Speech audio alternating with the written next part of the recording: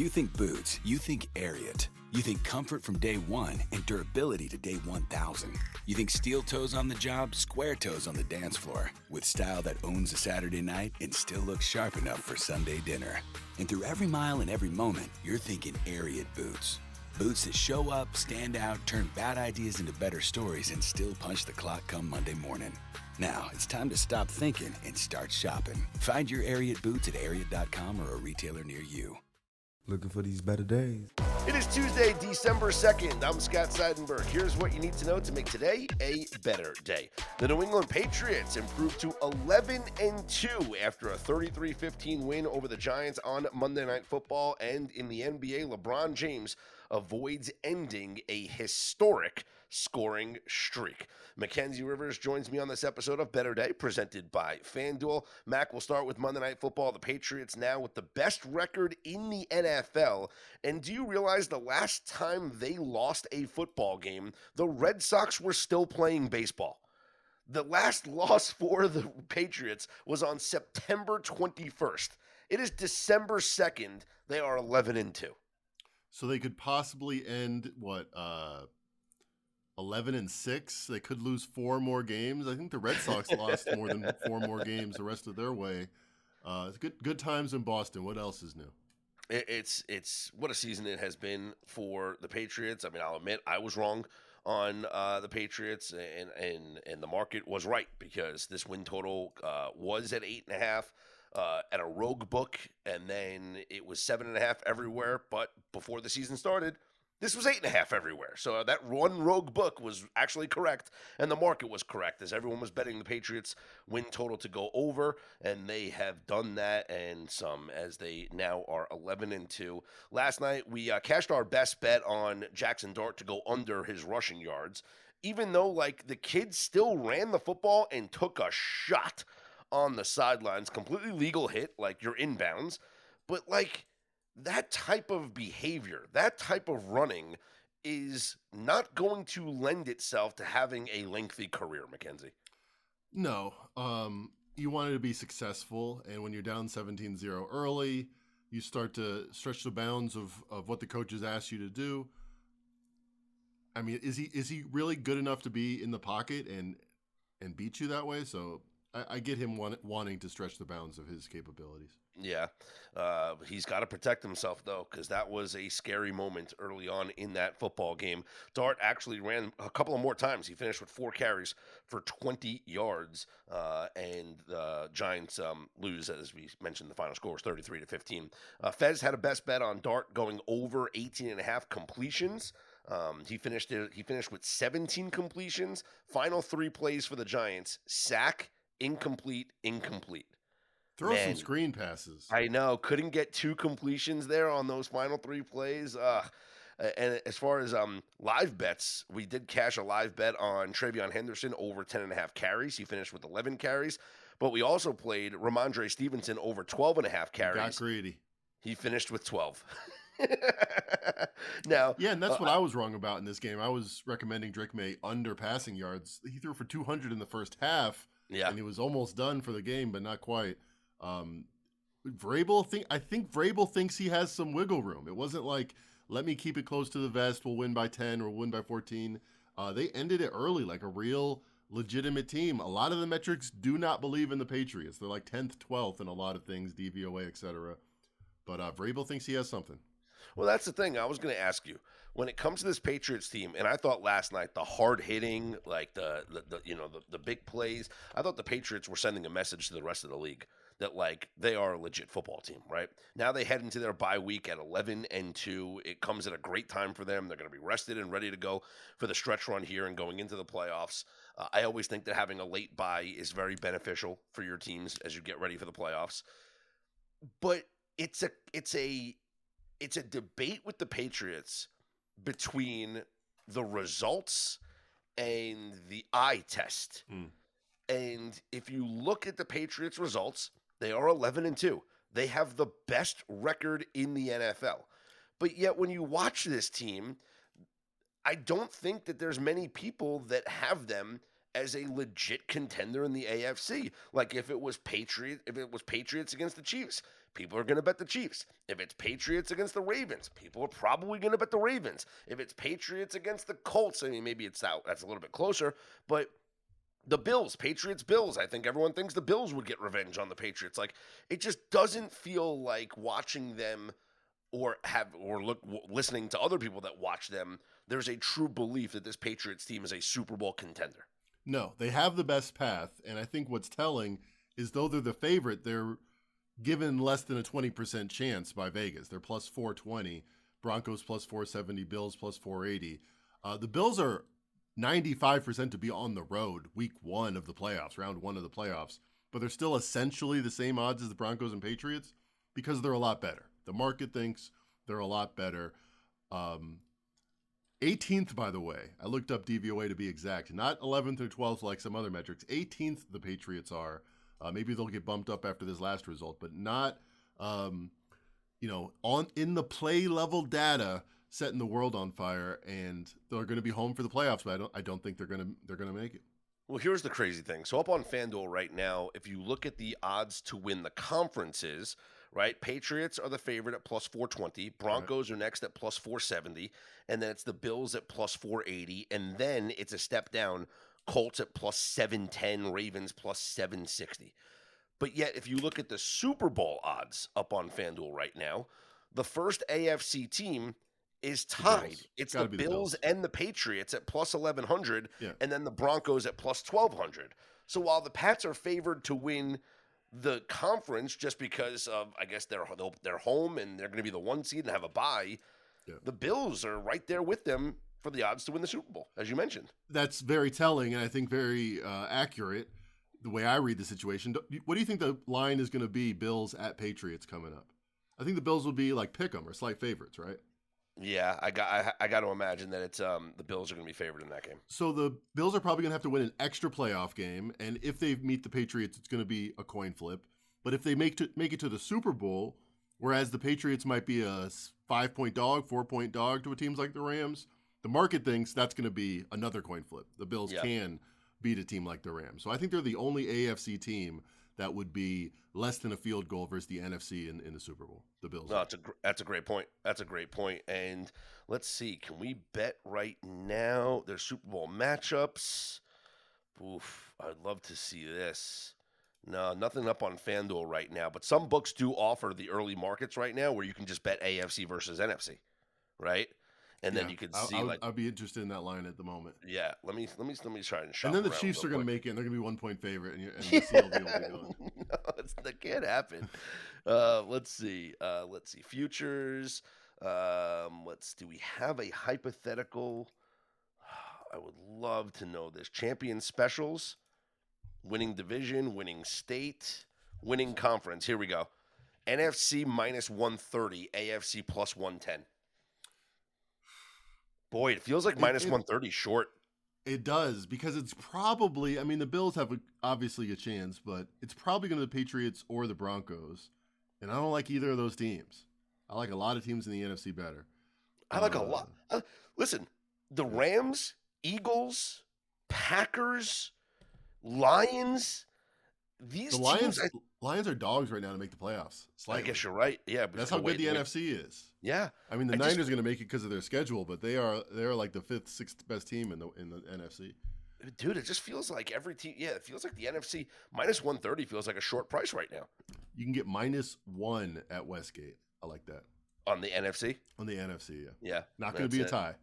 Yeah, it feels like feels like the play here.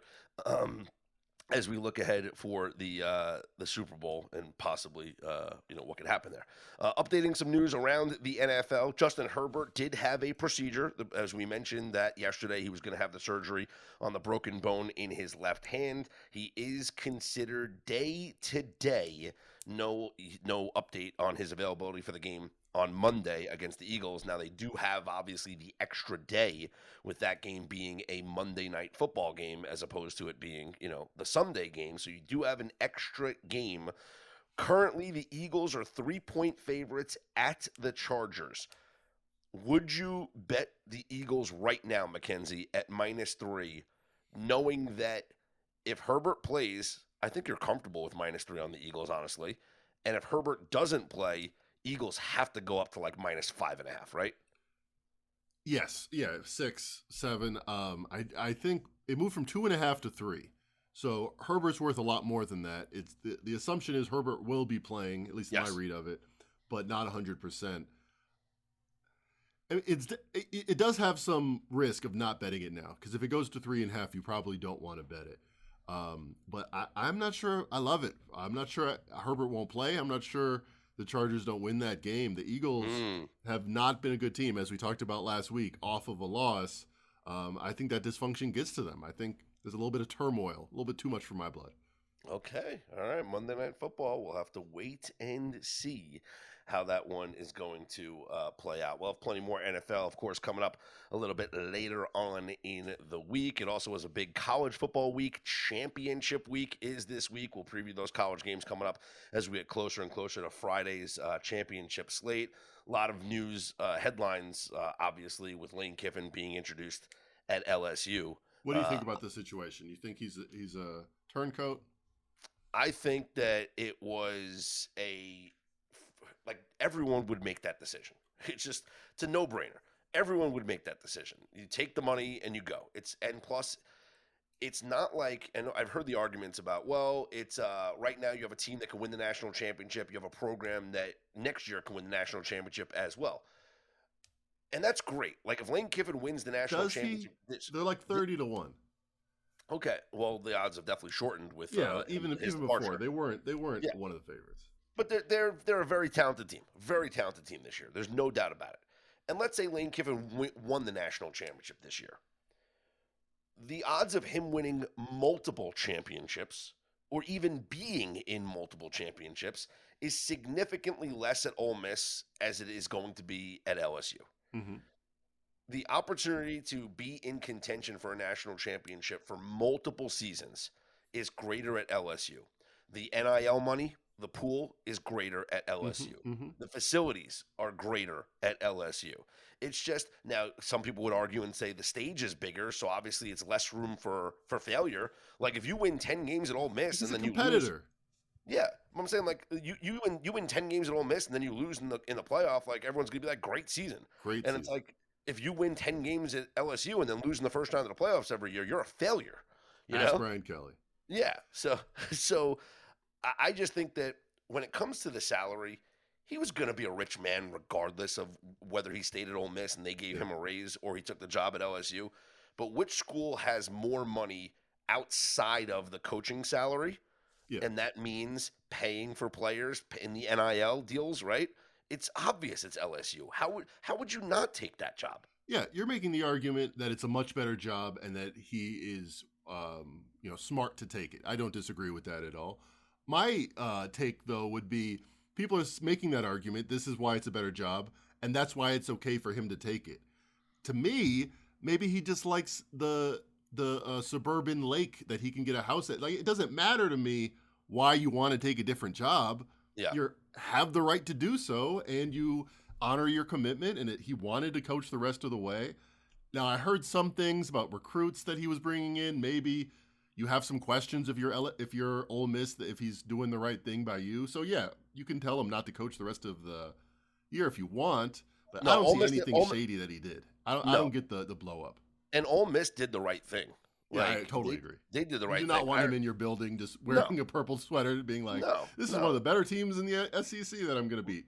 Listen, I remember when I left ESPN Radio the first time. They walked you to the door. They were like, Scott, they did. Get yourself. No, literally. Really? Like it was very hard for me to quit, but I got a great job offer at NBC, and it was an on-air opportunity. And I went into my program director's office and I talked, and I was like, listen, I can't pass up this opportunity. This is everything I've been working towards. Chance to be on the air, chance to host my own show, or at that point it was just do updates, but like to be like, a second chair or whatever. Mm-hmm. And I said, I got to do it. I got to leave. And they're like, listen, we totally understand. Like we respect it. Like you got to go. You have your key fob on you. And I said, great. I said, well, consider this my 2-week notice, and well, let's have a great final 2 weeks, and they were just like, that doesn't exist, like there's no such thing, bro. Like, you don't work here anymore. Security is gonna escort you out. Like, give us your name tag, like give us your key fob or whatever. Not go to the cafeteria. No, like that's it. Like go like this security guard is hey Jim, hey, he's gonna walk you to your cubicle.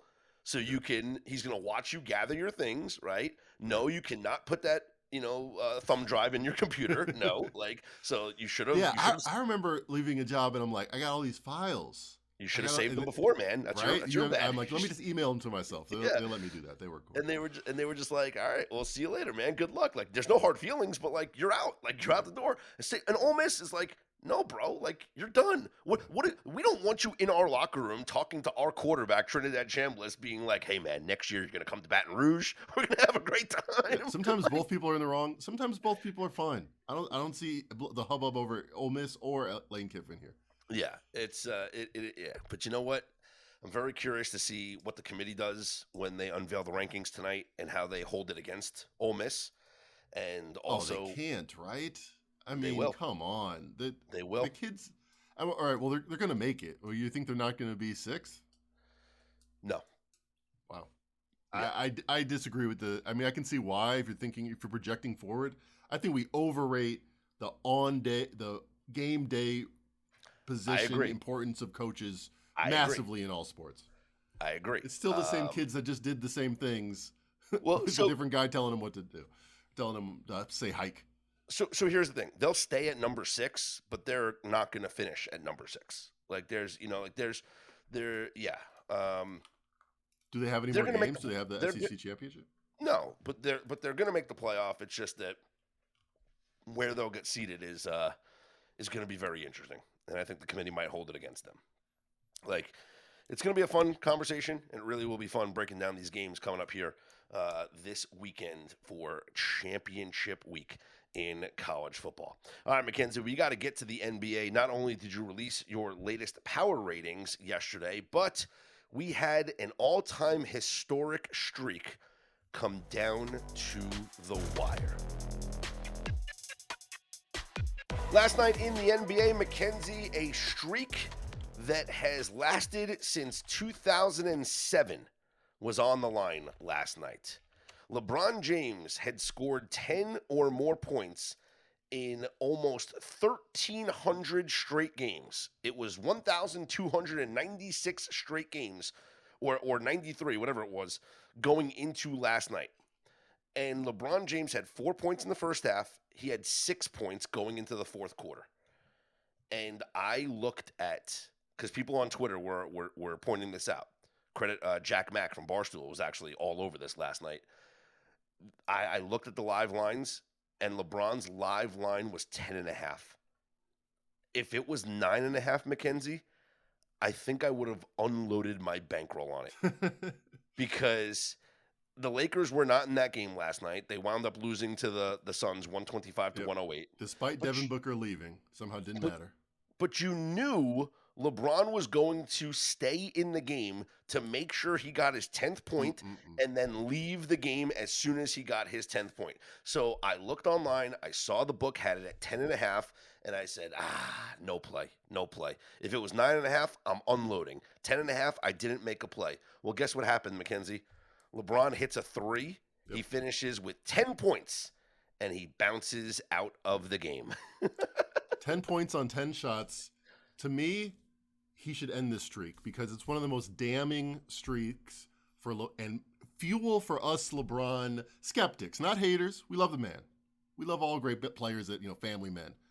Skeptics of how LeBron James has been great. Because I've been saying he gooses his stats. He's looking at the box score. He makes the description of how he's the greatest. But if you actually look at when it matters, he's not. Because you left out one qualifier when talking about the 850 million games. He scored 10 points in a row. Those are regular season games. Yes. He cannot make those claims for the playoffs because not once, not twice, maybe 3 times, I think. 8 points versus the Mavericks famously in the finals. 7 points the next season versus the Pacers in a Game 5 loss, if I'm not mistaken. He scored 7 points. it's not that he always is amazing. It's that he cares about this streak. He cares about this regular season stat he can put the crown on. 3 years ago, his low for the season, what do you think it was? His low point production for the 23-24 NBA season. 10. He scored 10 points on 16 shots. He was 4 for 16 that night, but he got 10 points. Last year, it was 10 again on 11 shots. All right, so he did a little bit better this year. 10 shots to get 10 points, and he also had 11 points, better shooting in the first game of the season. It's phony. They're down by 30. Other players could do this too if Steph Curry or Kevin Durant wanted to go back in the fourth quarter in a blowout to try to go for a streak. I mean, they're much more streaky players. There's other reasons why he has this streak. He's amazing and very consistent, but it's a little phony. It's kind of a lot phony the more you look at it, actually. Yeah. Here's the quote from the Associated Press game write-up. LeBron James finished with 10 points, barely keeping alive his incredible streak of scoring in double digits in 1,297 consecutive regular season games. James made a three-pointer with 6:51 left to preserve the streak, which began January 7th, 2007, less than 3 weeks after Cooper Flagg was born. Pretty cool. All right. You know what my brother Nolan said? My brother's like, his kid is in the league on the same team as him. He's the GOAT. And I wanted to throw up in my mouth, but I mean that's what people think. If you don't think about basketball ability as the ultimate determiner, and you think about other stuff, he is pretty incredible. Elsewhere last night, the Cavs they bounced back with a 135-119 win over the putrid Pacers. It was the Nets beating the Hornets in a battle of two terrible basketball teams. The Heat beat the Clippers 140-23 last night. Mackenzie, what is going on with the Clippers? This is a broken basketball team right now. They're my most downgraded team by far. I had them as the third best team in the league. Kawhi Leonard is back and putting up stats, and the game just seems too fast for him. Not for him to be good, but for him to be the ultimate determiner of his team winning or losing. The geriatric Chris Paul is not a factor. Brooke Lopez, DNP coach's decision in year 20 or whatever it is. They look like an old and slow team. And the day that my power ratings come out, the Nets and the Wizards win. I thought that was cute. The two worst teams probably in the last 5 years. They're going to get some wins. But this was actually one of my hardest debates. The Clippers I had as a slightly better than average team, the same as the Heat.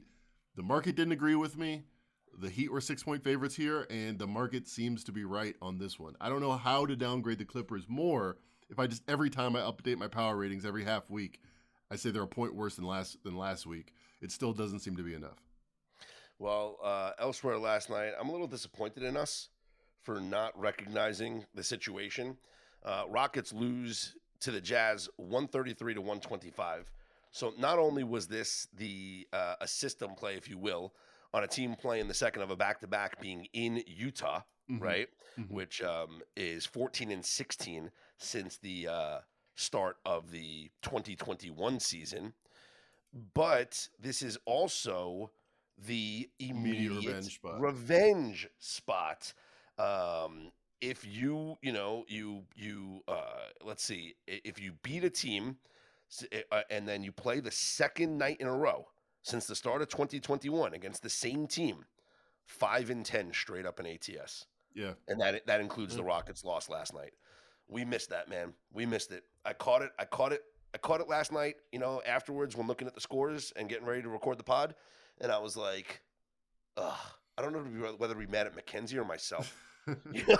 No, you're right. It's the confluence. It's the fact that it's in Utah, a great place to play. Yeah. That especially that first half. I mean, a lot of those immediate revenge spots, whether it's the same day or within 2 days, is great in the first quarter and the first half. And I think the crowd advantage matters most in all games, especially the playoffs, especially big games in the first half, and that's what we saw here. Yeah, and the Jazz took care of business there in the first half. So Little betting FOMO, but hopefully some of you out there might have caught it. And if you did, congratulations.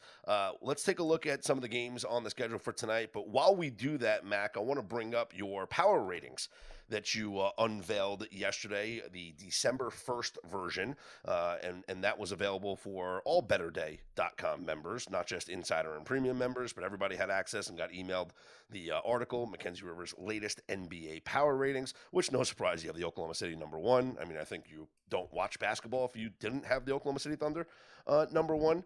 But you have the Golden State Warriors, Mackenzie, as a team that is literally right there in your top 10. You have them tied for 8th right now with the San Antonio Spurs and the Detroit Pistons. Well, here you have your number one overall team tonight in the Oklahoma City Thunder on the road in San Francisco against the Golden State Warriors, and the Oklahoma City Thunder right now up on FanDuel. They are double-digit favorites tonight. Current line right now is at 12 point favorites. And, I mean, is this just it's Steph Curry and that's it? So I have the Thunder 7 points better than the Warriors. So on the road, they should be like 4-point favorites. I have Steph Curry worth 6 to the line. That would make it 10. And then I think there's just a magnetism of the Thunder right now, the way they're blowing teams out. Mm-hmm. My model really loves the Warriors, one of the 4 isolated picks, as they really haven't been making any threes. And generally the model thinks they're going to regress to the year-to-date average. But they've been so bad without Steph Curry offensively. Going under their team total consistently has been the way to go. I don't think it's a coincidence that they're missing all their threes without Steph. I think that's just where they're at right now. Oh, and by the way, Jimmy Butler is also questionable for tonight's game. Okay, so that explains a couple more points of the line there. Yeah. Actually, the model liked fading the Warriors last game against the Pelicans, but actually likes to bet on them here, which is surprising. Yeah, so obviously monitor the health status. So it's not just Curry, but if Jimmy Butler is questionable for this game tonight. We have a fun matchup at the TD Garden. It is the Knicks at the Boston Celtics, Mackenzie, and currently up on FanDuel right now. The Celtics are a 1-point home favorite. My power ratings make it Knicks -1, and the model likes the Knicks. I kind of like the Knicks here. The Celtics are not off a loss, so we like that. Doesn't get the general bump. And the Knicks, they might have done most of their damage on the road, 10-1 at home. But they've been dominant, really regardless, without getting 3-point luck. So I think, give me the Knicks here. Yeah, I think I like the Knicks as well. Plus, it's also Jalen Brunson coming off of a subpar performance. And I don't necessarily like to think that Jalen Brunson has back-to-back subpar performances. The Knicks, meanwhile, Mackenzie, in your power ratings, they finished at number 4 in your current power ratings. Your number 1 team, as I mentioned, was the Thunder, tied for second, so 2 and 3, the Nuggets and the Rockets, followed by the Knicks, the Cavs at 5, Lakers and Timberwolves tied for 6 and 7. And then the trio there at 8, 9, and 10 between the Pistons, Warriors, and San Antonio Spurs. Just outside of your top 10, Mackenzie, is the Orlando Magic. How close were they to being in your top 10? They've regained all the ground they've lost in my power ratings since the beginning of the season. And what's crazy is a lot like last year, they had a swoon to start the season, then Paolo Banchero got hurt, and then they found something. And I've been a guy that says, the advanced metrics do not like Paolo Banchero. He gives you a whole lot of average, which looks impressive on the stat sheet. Might get you voted into an all-star game. But a whole lot of average offense is good for a bad team. It's not good for a good team. Without him, they scraped by the Bulls last night. But they've just been better offensively. They've been a top 10 offensive team, which is something you can't say about the Magic for a couple decades now without Paolo Banchero. It might be just luck.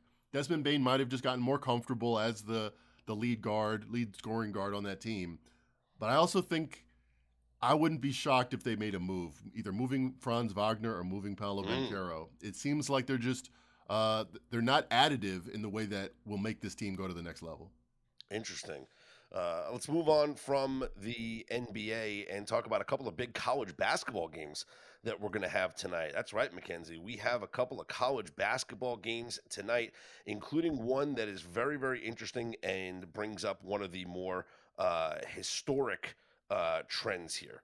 So here's the top 25 schedule for tonight. A couple of matchups here. We have a top 25 matchup between number 15 Florida and number 4 Duke. That's going to be in Cameron Indoor. Currently, Duke right now is there Cameron Outdoor? It would be very. You always interesting specify. Yeah, I mean, maybe there is. I don't know. Yeah, I'm not. I've never actually been. I've never actually been on the Duke campus. Have you? I have not. The Harvard of the Carolinas, I hear. Yeah, Duke is a 6.5-point favorite here at home tonight. Elsewhere in the top 25, we have a top 25 matchup at Allen Fieldhouse in Lawrence, Kansas, between number 5 UConn and number 21 Kansas. And Kansas is an underdog in this game. UConn up on FanDuel right now, a 2.5-point road favorite. Do you want to know? That cannot have happened often. Do you want to know how many times Kansas has been a home underdog since COVID, since the start of the 2021 season? 5 times. 2 times. 2 times. 2 times. Guess what? They won both of those games. They beat Baylor and they beat Houston. You have to go back one does not simply walk into Allen Fieldhouse. The last time before that they were a home underdog, I think was 2016 against Duke. And they actually won that game as well, outright, as a 2-point dog. This is rare. You don't have Kansas as a home underdog here. Man, it feels like I got to go with the trends here and back Kansas as the home dog against UConn tonight. I would like to have a firm enough group to see if it's already built into the line, because I'm seeing 4-0 straight up in ATS for Bill Self as a home dog. But if it's not built in, if that's what the line would be, just on the power ratings, you'd have to look at Kansas here. It's Kansas or pass. And another top 25 matchup tonight, number 16 North Carolina at number 18 Kentucky. And currently Kentucky is the home favorite in this one, 5.5-point favorites up on FanDuel. All right, that'll wrap things up for this episode here of Better Day. A reminder, our subscription tiers are live. You guys can join, become a Better Day Insider or a Better Day Premium member. We'll have another live stream Q&A coming up on Friday for our premium members. The picks continue to stay hot as overall, I mean, the record, I mean, this was an incredible weekend, but overall, picks are just crushing it. And I always tell people we're more than picks. Like, this wasn't just about picks. This was about all the information and the tools that we provide here on the website. And we're trying to be more than picks. But if all you cared about was picks, that's pretty darn good. 49 and 29. It has a nice ring to it. Yeah, 49. You know what's cooler than 49 and 29? 50 and 29. Yeah.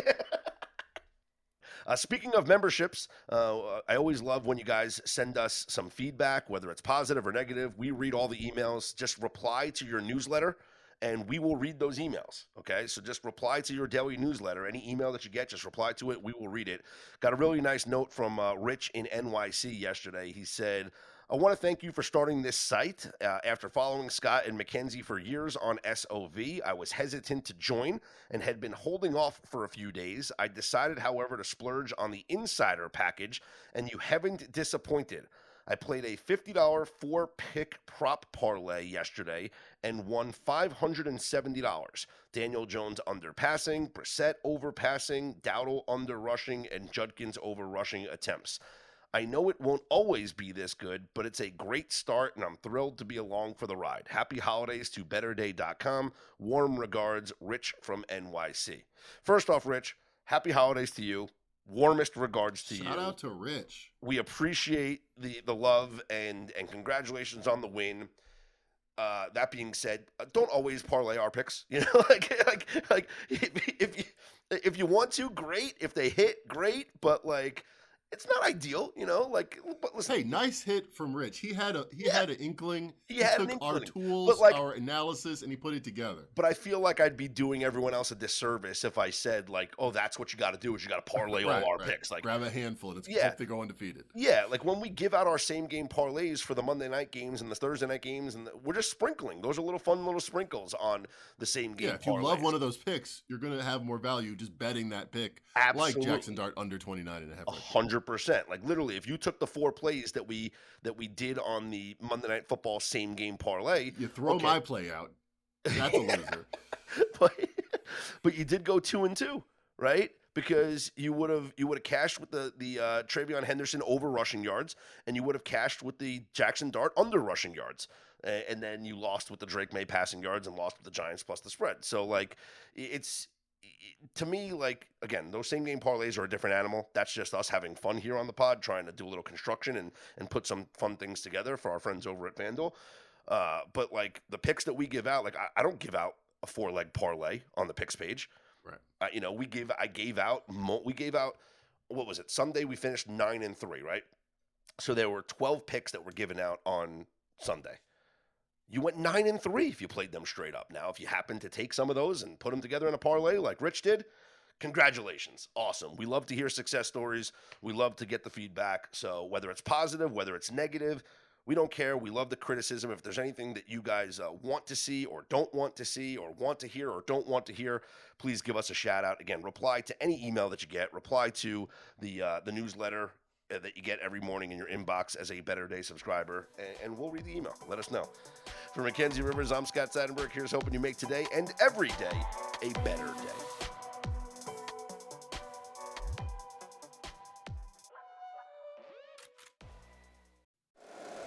If you like the show, please take a moment to rate, review, and subscribe. It really does help the show to grow. Thank you for listening.